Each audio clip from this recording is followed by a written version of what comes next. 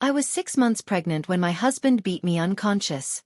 I woke up in the ER thinking my baby was dead, but then a nurse asked me one question that changed everything. She asked, "Did someone do this to you?" What happened next will shock you. But first, where are you watching this from? Comment below, smash that like button, and subscribe, because this story needs to be heard. Now, here's what really happened. My name is Sarah, and I need to tell you something important. I need to tell you about the day everything changed. The day I almost lost everything, including my baby girl who was still growing inside me. Let me start at the beginning, because that's where all the bad things hide. They hide in the pretty parts, in the smiling parts, where nobody thinks to look. I met Marcus when I was 34 years old. I was a teacher at an elementary school, the kind who loved reading stories to children and watching their faces light up with wonder. Marcus was handsome and funny. He bought me flowers every Friday. He opened doors for me. He told me I was beautiful even when I wore my old pajamas with the coffee stains. Everyone said we were perfect together. "You're so lucky, Sarah," my friends would say. "He's such a gentleman." I thought I was lucky too. I really did. We got married in a garden with white roses everywhere. His mother, Barbara, cried happy tears. At least, I thought they were happy tears then. Now I know better about a lot of things. The first time Marcus got angry, really angry, was 3 months after our wedding. I had forgotten to pick up his dry cleaning. It seems like such a small thing now, doesn't it? But he didn't think so. He slammed his fist on the kitchen counter so hard that a glass fell and shattered on the floor. "You only had one job today, Sarah. One simple job." I cleaned up the broken glass with shaking hands. I told myself everyone gets angry sometimes. I told myself I should have remembered the dry cleaning. That's what happens, you see. You start making excuses. You start believing that maybe it really is your fault. After that, things got worse, but so slowly that I didn't notice at first. It's like when the sun goes down, you don't see it happening until suddenly everything is dark. Marcus started checking my phone. He wanted to know where I went, who I talked to, what I bought at the grocery store. He said it was because he loved me so much, because he worried about me. He said couples should share everything. I stopped seeing my friends as much. It was easier than explaining why I couldn't stay out past 7 o'clock. It was easier than seeing the questions in their eyes. Then I got pregnant. I really truly believed, that a baby would make everything better. I thought Marcus would be happy. I thought he would be gentle again, like he was when we first met. I was so wrong. The pregnancy made him worse. Much worse. He said I was getting fat. He said I was lazy. He said I spent too much time thinking about the baby and not enough time taking care of him. When I was 6 months pregnant, my belly round and full with our daughter, I decided to paint the nursery. I wanted yellow walls, soft like sunshine. I wanted our baby girl to wake up every morning in a room that felt like happiness. Marcus wanted gray walls. He said yellow was stupid. He said I never listened to him. "I'm her mother," I said quietly, my hand on my belly. "I should get to choose." Those were the wrong words. Marcus's face changed. It was like watching a storm roll in across the ocean. You can see it coming but you can't stop it. His eyes went cold and hard. His jaw clenched tight. "You think you're in charge now? You think because you're pregnant, you get to make all the decisions?" "That's not what I meant. Don't talk back to me." He grabbed my arm. His fingers dug into my skin so hard I knew there would be purple marks shaped like his hand. I tried to pull away but he was so much stronger than me. "Marcus, please, you're hurting me." The doorbell rang. He let go of my arm and took a deep breath. Just like that, the storm disappeared from his face. He smiled. He actually smiled. It was his mother, Barbara. "I brought dinner," she called from the front door. "I made that chicken casserole you love, Marcus." I really thought, that Barbara would help me. She was a mother. She would understand. She would see the fear in my eyes and the marks on my arm and she would do something. I was wrong about that too. Barbara came into the nursery and saw the yellow paint cans, saw my face streaked with tears, saw the way I was holding my arm. "What's going on here?" she asked. "Sarah's being difficult," Marcus said, his voice calm and reasonable. "She won't listen to anything I say. She's acting crazy." I stared at Barbara. I wanted her to see the truth. I wanted her to help me. Well, pregnancy hormones can make women very emotional, Barbara said, setting down the casserole. Sarah, dear, you need to be more considerate of Marcus. He works so hard for you. The least you can do is respect his opinions about his own home. My heart broke a little bit right then. Maybe it broke a lot. I just wanted yellow, I whispered. Don't be selfish, Barbara said. That's when something inside me finally woke up. Something brave and angry and done with being hurt. Get out, I said. Marcus's eyes went wide. What did you say? I said get out. Both of you. This is my baby's room and I'm painting it yellow and you can't stop me. I picked up a paintbrush. My hands were shaking but I dipped it in the yellow paint anyway. I touched it to the wall. One small streak of sunshine. That's when Marcus hit me. Not a slap. A punch. His fist connected with my face and I fell backward. I felt my body hit the floor. I felt pain explode through my pregnant belly. I tasted blood in my mouth. Barbara screamed, but not at Marcus. Look what you made him do, she shouted at me. Marcus stood over me. He looked scared now. Not sorry, just scared. That's when I felt it. Wet warmth spreading beneath me. Pain like nothing I'd ever known, tearing through my stomach. Something's wrong, I gasped. The baby. Something's wrong with the baby. Even Marcus looked frightened then. He pulled out his phone and called 911. I lay on the floor of the nursery I'd wanted to paint yellow, bleeding, terrified, praying that my baby girl would survive what her father had just done to us. The ambulance came. The paramedics lifted me carefully onto a stretcher. Marcus rode with me, holding my hand, crying, saying he was sorry over and over. I wanted to believe him. But I didn't. Not anymore. The hospital lights were too bright. They hurt my eyes. Everything hurt. My face, my stomach, my heart. But most of all, I was scared. So scared that my baby wasn't moving like she usually did. Please, I whispered to nobody and everybody. Please let my baby be okay. Marcus walked beside the stretcher holding my hand. To anyone watching, he looked like a worried husband. His face was pale. His eyes were red from crying. It's going to be okay, Sarah, he kept saying. Everything's going to be fine. But I could feel his hand trembling. He wasn't worried about me or the baby. He was worried about himself. He was worried about what would happen if the doctors asked the wrong questions. They wheeled me into the emergency room. Doctors and nurses moved around me quickly, efficiently. They hooked me up to machines that beeped.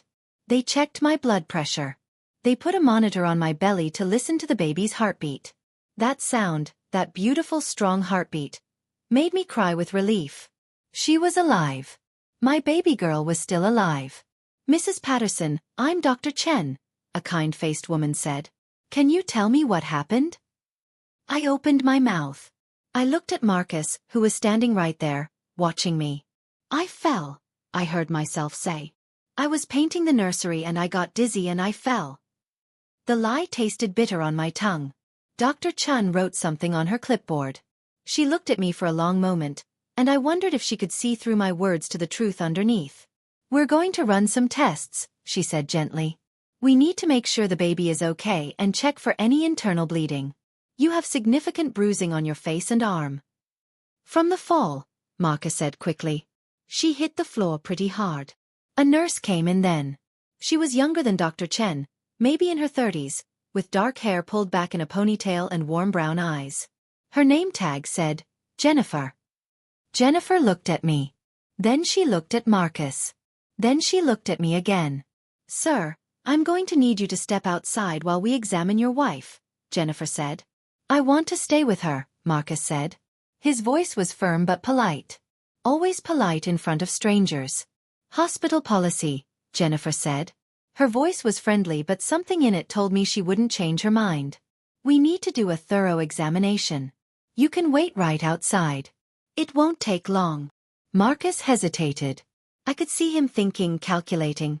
Finally, he leaned down and kissed my forehead. I'll be right outside if you need me, he said. The moment he left, something in the room changed. The air felt lighter. I could breathe a little easier. Jennifer closed the door. She came to stand beside my bed. She didn't say anything at first. She just looked at me with those warm, knowing eyes. "Sarah," she said softly. "Those bruises on your arm. They're shaped like finger marks. 4 fingers and a thumb. Someone grabbed you very hard." My heart started beating faster. The monitor beeped louder. I fell. "The bruising on your face is consistent with being punched, not from falling. I've been a nurse for 12 years. I've seen a lot of injuries. I know the difference." Tears started rolling down my cheeks. I couldn't stop them. "I need to ask you something, and I need you to be honest with me," Jennifer said, taking my hand gently. "Did someone hurt you? Did your husband hurt you?" I wanted to lie. I was so used to lying. But something about the way she asked, not judging me, not blaming me, just asking, made the truth come tumbling out. "Yes," I whispered. Jennifer squeezed my hand. "Thank you for telling me. You're very brave." "He didn't mean it," I said, even though I didn't believe it anymore. "He was just angry. I made him angry." "Sarah, listen to me." Jennifer's voice was gentle but firm. "Nothing you did made him hit you. Nothing. You could have painted the walls bright purple with pink polka dots and screamed at the top of your lungs, and it still wouldn't give him the right to hurt you. Do you understand?" I nodded, crying harder now. "Has this happened before?" "Not like this. He's grabbed me, pushed me, said terrible things. But he never punched me before. Never while I was pregnant." Jennifer's jaw tightened. "I'm going to get Dr. Chen. We're going to take pictures of your injuries. We're going to document everything. And then, if you're willing, we're going to call the police." Fear shot through me like ice water. "No. No, he'll get so angry. You don't understand." "You're right, I don't understand exactly what you're going through," Jennifer said. "But I do know this. He already did the worst thing he could do. He hurt you while you were carrying his child. If we don't stop him now, what happens next time? What happens when the baby is born and she cries too much? What happens when she's 3 years old and spills her juice?" I hadn't thought about that. I'd been so focused on surviving each day that I hadn't thought about what kind of father Marcus would be. What kind of life my daughter would have growing up in a house where daddy hurt mommy. "I don't know what to do," I sobbed. "You don't have to know right now," Jennifer said. "Right now, you just need to let us help you. Can you do that?" I nodded. Dr. Chen came back in with a camera. She took pictures of every bruise, every mark. She was gentle and professional. She told me I was doing great. She told me my baby was strong. "The baby looks good on the monitor," Dr. Chen said. "But I want to keep you overnight for observation. Head injuries and pregnancy complications can develop hours after trauma." There was a knock on the door. Marcus pushed it open before anyone could answer. "What's taking so long?" he asked. Then he saw the camera. His expression changed, just for a second, just a flash of something dark and dangerous, before the concerned husband mask slipped back on. "What's going on? Why are you taking pictures?" "Standard procedure for any trauma case," Dr. Chen said calmly. Marcus looked at me. His eyes were asking a question. His eyes were warning me. Jennifer stepped between us, blocking his view of me. "Mr. Patterson, your wife needs rest. Why don't you go to the cafeteria and get yourself some coffee? This is going to take a while." "I'm not leaving my wife." "Actually," Jennifer said, and her voice had steel in it now, "I've called security and the police. They need to ask some questions about what happened tonight." Marcus's face went pale, then red. "Police? Why would you call the police? My wife fell. This is ridiculous. Sarah, tell them. Tell them you fell." He took a step toward me. Jennifer moved to block him again. That's when 2 police officers appeared in the doorway. "Mr. Patterson?" one of them said. "We need to speak with you. Please come with us." "This is insane." "Sarah, tell them." I looked at him. At this man I'd married, this man I'd loved, this man who had hit me while our baby was growing inside me. I looked at his angry face and his clenched fists, and I thought about Jennifer's words. What happens when the baby is born? "I didn't fall," I said. My voice was quiet but clear. "He hit me. Marcus hit me." The room went silent. Marcus stared at me like I'd stabbed him. "You're lying." The pregnancy has made you crazy. Tell them the truth, Sarah. I am telling the truth, I said. You hit me because I wanted to paint the nursery yellow. Your mother saw it happen. One of the police officers put his hand on Marcus's arm. Sir, you need to come with us now. Get your hands off me. Sarah, how could you do this? After everything I've done for you. They led him away. He was shouting the whole time, saying I was lying, saying I was ungrateful, saying I would regret this. When the door closed behind him, I started shaking. I couldn't stop. Jennifer wrapped a warm blanket around me and held my hand. You did the right thing, she said. I'm so scared, I whispered. I know. But you're not alone anymore. Do you understand? You're not alone. A social worker named Patricia came to talk to me. She had gray hair and kind eyes, and she told me about restraining orders and safe houses and resources for women like me. She told me there were people who would help me start over. That night, lying in the hospital bed with monitors beeping softly and nurses checking on me every hour, I felt something I hadn't felt in years. Hope. It was small and fragile, like a tiny light in a very dark room. But it was there. My baby kicked inside me, strong, insistent, alive. We're going to be okay, I whispered to her. I promise you, we're going to be okay. The judge signed the emergency restraining order 2 days later. Marcus had to stay at least 500 feet away from me. He couldn't call me. He couldn't text me. He couldn't come near me or the baby. He was arrested and charged with assault, domestic violence, and endangering an unborn child. His bail was set high, very high. His mother paid it, of course. Barbara told anyone who would listen that I was a liar, that I had ruined her son's life, that I was an ungrateful woman who didn't appreciate everything Marcus had done for me. I stopped caring what Barbara thought. Patricia, the social worker, helped me find a small apartment far away from the house Marcus and I had shared. It wasn't fancy. The walls were white and plain, not yellow like I'd wanted for the nursery. But it was mine. It was safe. Nobody would hurt me there. Jennifer came to visit me before I left the hospital. She brought me a gift, a stuffed yellow elephant for the baby. I wanted you to have something yellow, she said, smiling. I cried and hugged her tight. Thank you, I whispered. Thank you for seeing me. Thank you for believing me. I almost didn't speak up, Jennifer admitted. I almost convinced myself it wasn't my business, that I might be wrong. But then I thought, what if I'm right and I say nothing? I couldn't live with that. You saved us, I said, my hand on my belly. You saved both of us. Jennifer shook her head. No, Sarah. You saved yourself. I just opened the door. You were the one brave enough to walk through it. 3 months later, on a cold January morning, my daughter was born. She came into the world screaming. Loud and strong and absolutely perfect. She had dark hair like me and tiny fingers that gripped mine with surprising strength. I named her Emma Grace. Grace because I needed to remember that sometimes, when everything seems lost, grace finds you. Sometimes it looks like a nurse with kind eyes who asks the right questions. Sometimes it looks like a second chance. Emma was healthy, beautiful, perfect in every way. Marcus sent letters from jail. I never opened them. My lawyer said he wanted to see the baby, that he had rights as a father. But the judge looked at the pictures of my bruised face and the hospital reports and said no. Not until Marcus completed anger management classes.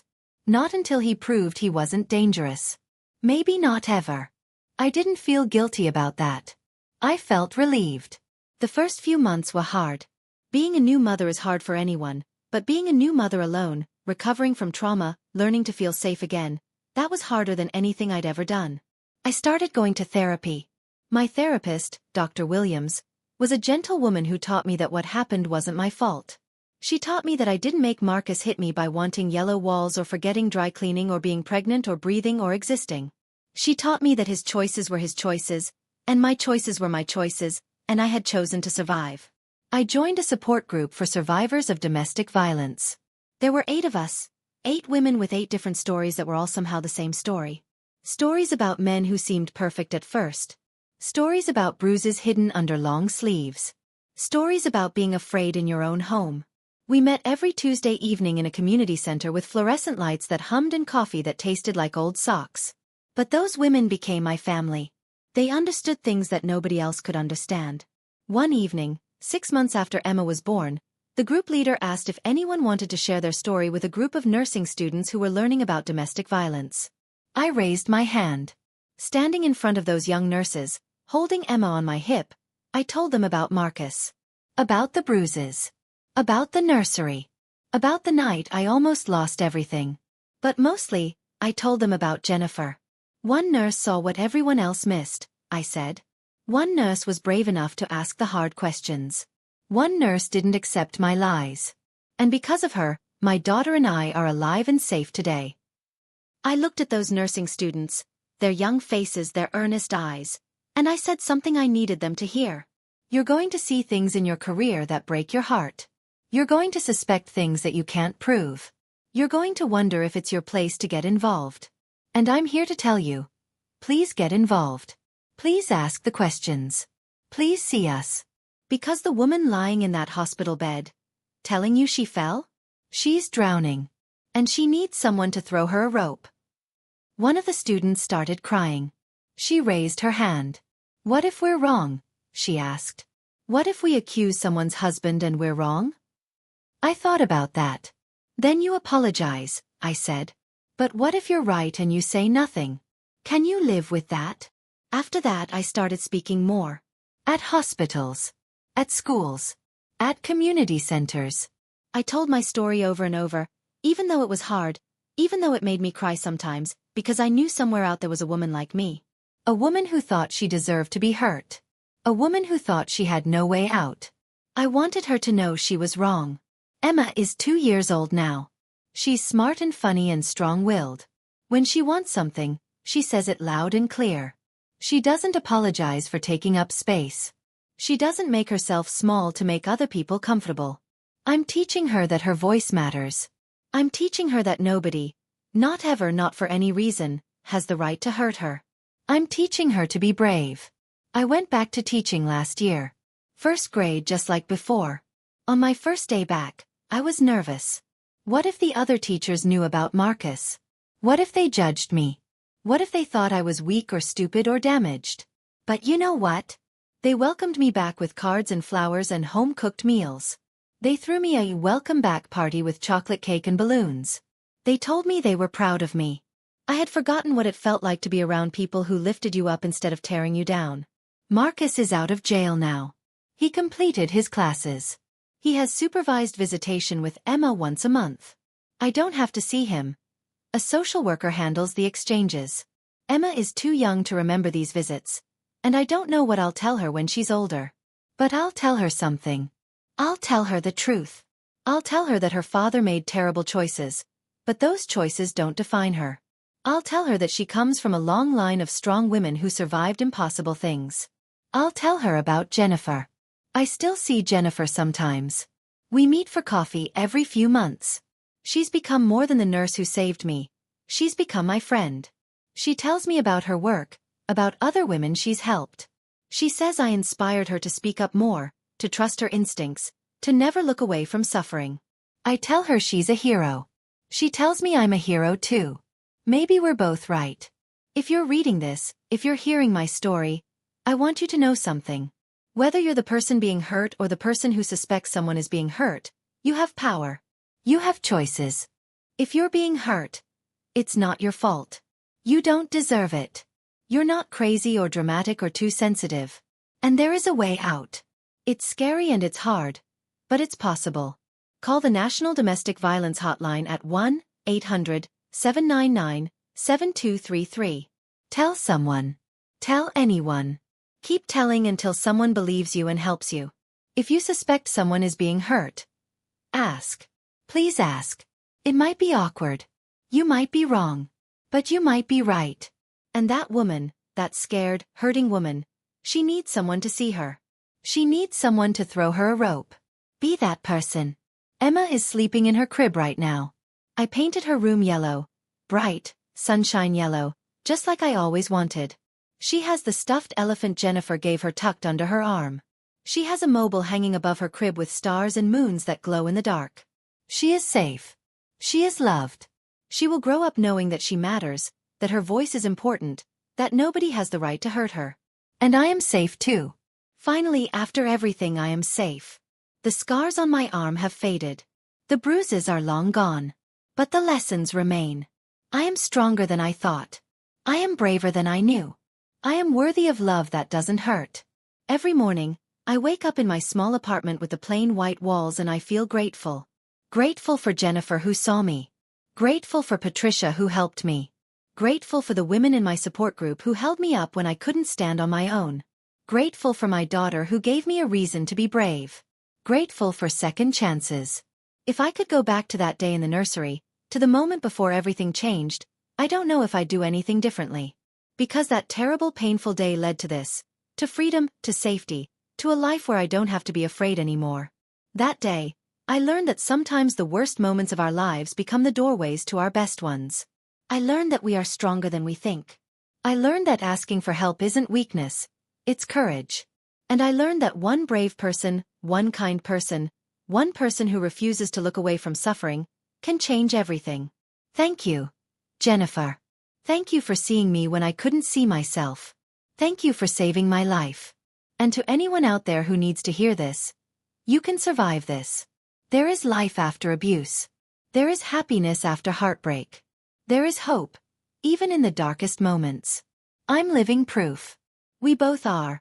Me and my beautiful yellow room daughter with her whole bright future ahead of her.